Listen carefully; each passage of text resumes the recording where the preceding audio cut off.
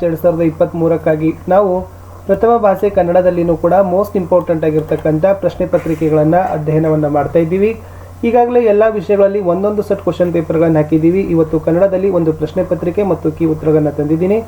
ವಿಡಿಯೋವನ್ನು like, share ಹಾಗೂ subscribe ಮಾಡಲು ಮರೆಯದಿರಿ. ನಮ್ಮದೇ ಒಂದು ಟೆಲಿಗ್ರಾಮ್ ಗ್ರೂಪ್ ಅದ ಸ್ಟಡಿ ವಿತ್ ಪರಶುರಾಮ್ ಅಂತ ಲಿಂಕ್ ವಿಡಿಯೋದ ಡಿಸ್ಕ್ರಿಪ್ಷನ್ ಬಾಕ್ಸ್ನಲ್ಲಿ ಹಾಕಿದ್ದೀನಿ. ಅದಕ್ಕೂ ಕೂಡ ಬಂದು ಜಾಯ್ನ್ ಆಗಿ ಅಂತ ಹೇಳ್ತಾ ನೋಡುವ. ಬಹು ಆಯ್ಕೆ ಪ್ರಶ್ನೆಗಳಲ್ಲಿ ಪ್ರಶ್ನೆ ಒಂದು ಏನಿತ್ತಂದರೆ ಅತ್ಯುನ್ನತ ಇದು ಈ ಸಂಧಿಗೆ ಉದಾಹರಣೆ ಕೇಳಿದ್ದಾರೆ. ಸೊ ಉತ್ತರ ನೋಡೋದಾದರೆ ಅತ್ಯುನ್ನತ ಅಂತಕ್ಕಂಥದ್ದು ಎನ್ ಸಂಧಿಗೆ ಉದಾಹರಣೆ ಆಗದ. ಪ್ರಶ್ನೆ ಎರಡಿತ್ತು. ಚಿಕ್ಕನಾಯಕನಹಳ್ಳಿಗೆ ಹೋಗಿದ್ದರೂ ಈ ವಾಕ್ಯವನ್ನು ಭವಿಷ್ಯತ್ ಕಾಲಕ್ಕೆ ಪರಿವರ್ತಿಸಿದಾಗ ಆಗುವ ರೂಪ ಅಂತ ಕೇಳಿದ್ದಾರೆ. ಸೊ ಸರಿಯಾದ ಉತ್ತರ ಏನು ಅಂತಕ್ಕಂಥದ್ದನ್ನು ಇಲ್ಲಿ ಭವಿಷ್ಯತ್ ಕಾಲ ಕೇಳಿದ್ದಾರೆ. ಸೊ ಚಿಕ್ಕನಾಯಕನಹಳ್ಳಿಗೆ ಹೋಗಿದ್ದರು. ಸೊ ಉತ್ತರ ಆಗ್ತದೆ ಚಿಕ್ಕನಾಯಕನಹಳ್ಳಿಗೆ ಹೋಗುವರು ಅಂತಕ್ಕಂಥ ಸಿ ಆಪ್ಷನ್ ರೈಟ್ ಆನ್ಸರ್. ಪ್ರಶ್ನೆ 3. ಪುದ್ವಿನೋಳ್ ಪದವು ಈ ವಿಭಕ್ತಿಯಲ್ಲಿದೆ ಅಂತ ಕೇಳಿದ್ದಾರೆ. ಮೋಸ್ಟ್ ಇಂಪಾರ್ಟೆಂಟ್ ಅದ. ಇದು ರಿಪೀಟು ಕೂಡ ಕ್ವಶನ್ಸ್ ಆಗದ. ಇದು ಸಪ್ತಮಿ ಅಂತಕ್ಕಂಥದ್ದು ಆಯ್ಕೆ ಬಿ ಸರಿಯಾದ ಉತ್ತರ ಇತ್ತು. ಮುಂದೆ ಪ್ರಶ್ನೆ 4. ಸ್ವಲ್ಪ ದೂರದಲ್ಲಿ ಶಾಲೆ ಇದ್ದಿತ್ತು. ಈ ವಾಕ್ಯದಲ್ಲಿರುವ ರೂಢನಾಮ ಯಾವುದು ಅಂತ ಕೇಳಿದ್ದಾರೆ. ಸೊ ಶಾಲೆ ಎಸ್ ಆಪ್ಷನ್ ಸಿ ಶಾಲೆ ಅಂತಕ್ಕಂಥದ್ದು ಸರಿಯಾದ ಉತ್ತರ. ಪ್ರಶ್ನೆ 5. ಕೊಟ್ಟಿರೋ ಪದಗಳಲ್ಲಿ ಹಿಂದೂಸ್ತಾನಿ ಭಾಷೆ ಪದ ಯಾವುದು ಅಂತ ಕೇಳಿದ್ದಾರೆ. ಹಿಂದೂಸ್ತಾನಿ ಭಾಷೆ ಪದ ಎಸ್ ಅದು ಕಚೇರಿ ಅಂತಕ್ಕಂಥದ್ದು ಸರಿಯಾದ ಉತ್ತರ ಇತ್ತು. ನೆಕ್ಸ್ಟ್ ಕೊಟ್ಟಿರೋ ಧಾತುಗಳಲ್ಲಿ ಅಕರ್ಮಕ ಧಾತು ಯಾವುದು ಅಂತ ಕೇಳಿದ್ರು. ಸಿ ಮಲಗು ಅಂತಕ್ಕಂಥದ್ದು ಸರಿಯಾದ ಉತ್ತರ ಇತ್ತು. ಇನ್ನು ಸಂಬಂಧೀಕರಣ ಮಾದರಿಯ ಪ್ರಶ್ನೆಗಳನ್ನು ನೋಡೋದಾದರೆ ಧರ್ಮಾಧರ್ಮ ದ್ವಂದ್ವ ಸಮಾಸ ಆದರೆ ಹೊರದೇಶ ಕೇಳಿದ್ದಾರೆ. ಅದು ಅಂಶಿ ಸಮಾಸ ಅಂತಕ್ಕಂಥದ್ದು ಸರಿಯಾದ ಉತ್ತರ ಇತ್ತು. ಮುಂದಿನ ಪ್ರಶ್ನೆ. ಖ್ಯಾತ ಕರ್ನಾಟಕ ವೃತ್ತಗಳು 6 ಇದ್ದಾವೆ. ಷಟ್ಪದಿಗಳು ಎಷ್ಟಿದ್ದಾವೆ? ಎಸ್ 6 ಇದ್ದಾವೆ. ಷಟ್ಪದಿ ಷಟ್ ಅಂದರೆ 6 ಅಲ್ಲ. ಎಸ್. ಪ್ರಶ್ನೆ 9. ಹಾಡಿದ ಕೃದಂತ ನಾಮ ಆದರೆ ಹಾಡು ಅಂತಕ್ಕಂಥದ್ದು ಏನು ಕೇಳಿದ್ದಾರೆ. ಹಾಡು ಅಂತಕ್ಕಂಥದ್ದು ಕೃದಂತ ಭಾವನಾಮ ಅಂತ ಕರಿತೀವಿ. ಮುಂದಿನ ಪ್ರಶ್ನೆ. ಅಲ್ಲದೆ ಸಂಬಂಧಾರ್ಥಕ ಅವ್ಯಯ ಆದರೆ ಅಲ್ಲ ಅಂತಕ್ಕಂಥದ್ದು ಏನು ಕೇಳಿದ್ದಾರೆ.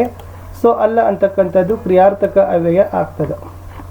ಇನ್ನು ಒಂದು ವಾಕ್ಯದಲ್ಲಿ ಉತ್ತರವನ್ನು ಬರಲಿಕ್ಕೆ ಯಾವೆಲ್ಲ ಪ್ರಶ್ನೆಗಳನ್ನು ಕೇಳಿದ್ದಾರೆ ನೋಡೋಣ. ಹಿತವಚನವು ಮನಸ್ಸಿನ ಕೊಳೆಯನ್ನು ಹೇಗೆ ತೊಳಿತದೆ ಅಂತ ಕೇಳಿದ್ದಾರೆ. ಉತ್ತರ ಕೊಟ್ಟಿದ್ದಾರೆ. ಮುಸ್ತಂಜೆಯ ಚಂದ್ರ ಕತ್ತಲನ್ನು ಕಳೆಯುವಂತೆ ಮನಸ್ಸಿನ ಕೊಳೆಯನ್ನೆಲ್ಲ ಹಿತವಚನ ತೊಳೆದು ಬಿಡುತ್ತದೆ. ಮುಂದಿನ ಪ್ರಶ್ನೆ. ದೇವನೂರು ನನ್ನ ದೇವರು ಯಾರೆಂಬುದನ್ನು ಸ್ಪಷ್ಟೀಕರಿಸಿ ಅಂತ ಕೇಳಿದ್ದಾರೆ. ಸರಿಯಾದ ಉತ್ತರ ಇತ್ತು ಚಾವಣಿ ಇಲ್ಲದ ಗುಡಿಯಲ್ಲಿ ಕಾರುಣ್ಯ ಸಮತೆಯ ಬುದ್ಧನನ್ನು ಇಟ್ಟರೆ ಅದೇ ದೇವನೂರರ ದೇವರಾಗುತ್ತದೆ ಅಂತ ಕೇಳಿದ್ದಾರೆ. ಯಾವುದು ಎಂದೆಂದು ನಮ್ಮ ಆದರ್ಶವಾಗಬೇಕು ಅಂತ ಮುಂದಿನ ಪ್ರಶ್ನೆ ಇತ್ತು. ಉತ್ತರ ಇದೆ ತತ್ವವೇ ಎಂದೆಂದು ನಮ್ಮ ಆದರ್ಶವಾಗಿರಬೇಕು. ಮುಂದಿನ ಪ್ರಶ್ನೆ. ದುಷ್ಟಬುದ್ಧಿಯು ಧರ್ಮಬುದ್ಧಿಯ ಮೇಲೆ ಯಾವ ಆರೋಪವನ್ನು ಹೊರಿಸಿದನು ಅಂತ ಇದೆ.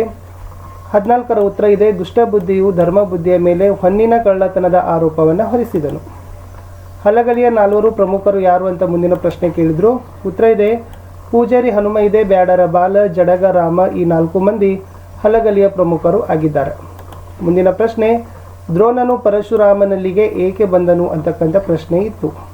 ಉತ್ತರ ದ್ರೋಣನು ತನಗೆ ಬಡತನ ಉಂಟಾಗಲು ದ್ರವ್ಯವನ್ನು ಬೇಡುವುದಕ್ಕಾಗಿ ಪರಶುರಾಮನ ಬಳಿಗೆ ಬಂದನು. ಮುಂದಿನ ಪ್ರಶ್ನೆ. ಯಜ್ಞಾಶ್ವವನ್ನು ಕಟ್ಟಿದ ಯಾರು. ಸೊ ಯಜ್ಞಾಶ್ವವನ್ನು ಕಟ್ಟಿದವನು ಲವ ಅಂತಕ್ಕಂಥದ್ದು ಸರಿಯಾದ ಉತ್ತರ ಇತ್ತು. ಇನ್ನು ವಿದ್ಯಾರ್ಥಿಗಳೇ 2-3 ವಾಕ್ಯದಲ್ಲಿರ್ತಕ್ಕಂಥ 10 ಪ್ರಶ್ನೆಗಳಿದ್ದಾವೆ. ಗುರುಪದೇಶದ ಗುಣಗಳನ್ನು ಪಟ್ಟಿ ಮಾಡಿ ಅಂತ ಇದೆ. ಸೊ ನಾನು ನಿಮಗೆ ಉತ್ತರಗಳನ್ನು ತೋರಿಸ್ತೀನಿ. ತಾವುಗಳು ಪಾಸ್ ಮಾಡಿ ಅವುಗಳನ್ನು ಚೆನ್ನಾಗಿ ನೋಡಿಕೊಂಡು ಒಂದ್ಸರಿ ಪ್ರಿಪ್ರೇಷನನ್ನು ಮಾಡಿ ಹೆಚ್ಚು ಇವುಗಳನ್ನು ಅಭ್ಯಾಸವನ್ನು ಮಾಡಿ. ಪ್ರಶ್ನೆ 19. ಅಶೋಕ್ ಪೈ ಅವರ ಪ್ರಕಾರ ಸಂಶೋಧನಾ ಸತ್ಯ ಏನು ಅಂತ ಕೇಳಿದ್ದಾರೆ. ಇದು ಇದೆ ಅಶೋಕ್ ಪೈ ಅವರ ಪ್ರಕಾರ ಸಂಶೋಧನಾ ಸತ್ಯ. ಮುಂದಿನ ಪ್ರಶ್ನೆ 20. ಯಾವ ವ್ಯಕ್ತಿಯನ್ನು ನಾವು ಆದರ್ಶವಾಗಿ ಸ್ವೀಕರಿಸಬೇಕು ಅಂತ ಕೇಳಿದ್ದಾರೆ. ಸರಿಯಾದ ಉತ್ತರ ಇತ್ತು ನಾವು ಯಾರನ್ನು ಸದ್ಗುಣಗಳ ಸಾಕಾರ ರೂಪವೆಂದು ಸರ್ವದಾ ಪ್ರಮಾದಾತೀತನೆಂದು ಭಾವಿಸುವೆವೋ ಆ ವ್ಯಕ್ತಿಯೇ ನಮ್ಮ ಆದರ್ಶವಾಗಬೇಕು. ಮುಂದಿನ ಪ್ರಶ್ನೆ. ಧರ್ಮ ಬುದ್ಧಿಗೆ ದುಷ್ಟ ಬುದ್ಧಿಯು ಯಾವ ಸಲಹೆ ಇತ್ತನು ಅಂತ ಇದೆ. ಸೊ 21ರ ಉತ್ತರ ನೋಡ್ಕೊಳ್ರಿ. ಇಲ್ಲಿಯವರೆಗೆ 21ರ ಉತ್ತರ ಇತ್ತು. ಇನ್ನು 22ರ ಇತ್ತು ಹಲಗಲಿ ಬೇಡರು ದಂಗೆ ಏಳಲು ಕಾರಣ ಏನು ಅಂತ 22ರ ಪ್ರಶ್ನೆ ಇದೆ. ಸೊ ಇದು ಇತ್ತು ಹಲಗಲಿ ಬೇಡರ ದಂಗೆ ಏಳಲಿಕ್ಕೆ ಕಾರಣ ಬ್ರಿಟಿಷರೇ ಹೊಡಿಸಿರ್ತಕ್ಕಂಥ ಶಸ್ತ್ರಾಸ್ತ್ರ ನಿಷೇಧದ ಒಂದು ಹುಕ್ಮ್ ಅಂತಕ್ಕಂಥದ್ದು ಇದೆ. ವಾಲ್ಮೀಕಿಯು ಆಶ್ರಮಕ್ಕೆ ಯಜ್ಞಾಂಶವನ್ನು ಬಂದ ಬಗೆಯನ್ನು ವಿವರಿಸಿರಿ. ಇದು ಕೂಡ ಮೋಸ್ಟ್ ಇಂಪಾರ್ಟೆಂಟ್ ಇದೆ. ಈ ಕ್ವಶನ್ಸ್ ಬಹಳ ಸರಿ ಏನಾಗಕತ್ತದ ರಿಪೀಟು ಕೂಡ ಮಾಡ್ಲಿಕ್ಕತ್ತಿದ್ದಾರೆ. ಇನ್ನು 24ನೇ ಪ್ರಶ್ನೆಗೆ ಹೋಗೋದಾದರೆ ವಿವೇಕಾನಂದರ ದೃಷ್ಟಿಯಲ್ಲಿ ದೇಶದ ಪ್ರಗತಿಯು ಸ್ಥಿರವಾಗುವುದು ಯಾವಾಗ ಅಂತ ಇದೆ. ಇದು ಇದೆ ವಿವೇಕಾನಂದರ ದೃಷ್ಟಿಯಲ್ಲಿ ದೇಶದ ಪ್ರಗತಿ. ಮುಂದಿನ ಪ್ರಶ್ನೆ, ಜಲಿಯನ್ ವಾಲಾಬಾಗ್ನಲ್ಲಿರುವ ಒಕ್ಕನೇನು? ಈ ಕ್ವಶನ್ ಅಂತೂ ತುಂಬಾ ರಿಪೀಟ್ ಆಗ್ಲಿಕ್ಕತ್ತದ, ಸೊ ಅದನ್ನು ಕೂಡ ತಾವುಗಳು ನೋಡ್ಕೊಡ್ರಿ. 26ನೇ ಪ್ರಶ್ನೆ, ಮಲೆನಾಡಿನಲ್ಲಿ ದೀಪದ ಬತ್ತಿಯ ಸಮಸ್ಯೆಯನ್ನು ಹೇಗೆ ಪರಿಹರಿಸಿಕೊಳ್ಳಲಾಯಿತು ಅಂತ ಕ್ವಶನ್ ಇತ್ತು. ಸೊ ಇದು ಇದೆ 26ರ ಪ್ರಶ್ನೆಯ ಉತ್ತರ. ಇನ್ನು ಪೈಗಳ ತಮ್ಮನ ನೂಲು ಮದುವೆ ದಿನ ಅಂಗಳದಲ್ಲಿ ಏನೇನು ಸಿದ್ಧತೆಗಳಾಗುತ್ತಿದ್ದವು ಅಂತ ಕೇಳಿದ್ದಾರೆ. ಸೊ ಇದು ಆ 27ರ ಪ್ರಶ್ನೆಯ ಉತ್ತರ ಇತ್ತು.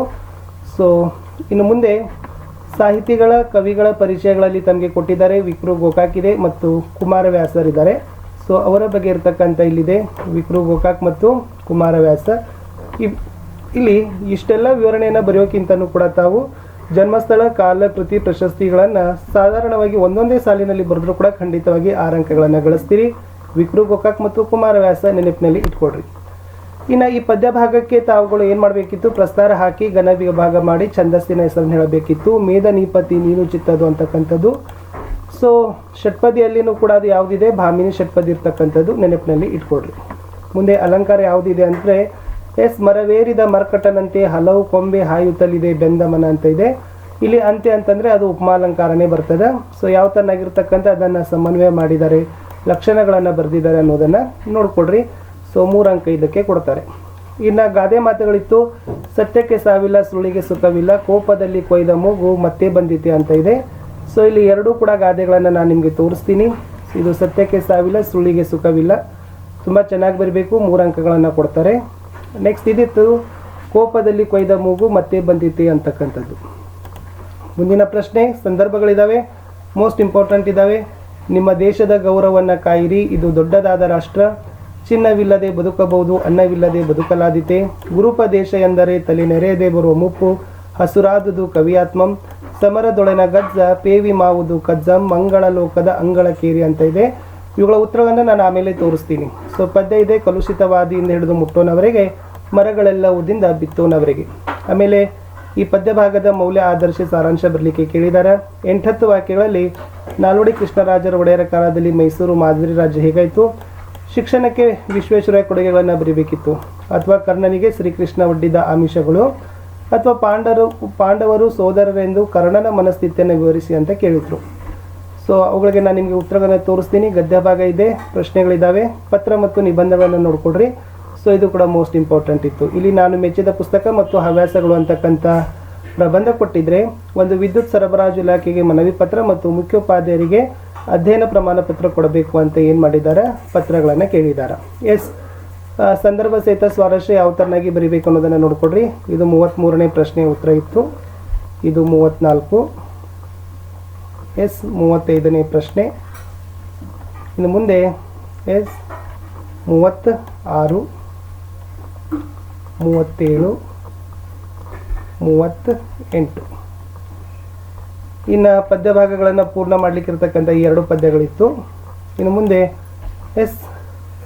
ಮೌಲ್ಯ ಆಧರಿಸಿ ಸಾರಾಂಶ ಬರೀತಕ್ಕಂಥ ಪ್ರಶ್ನೆ.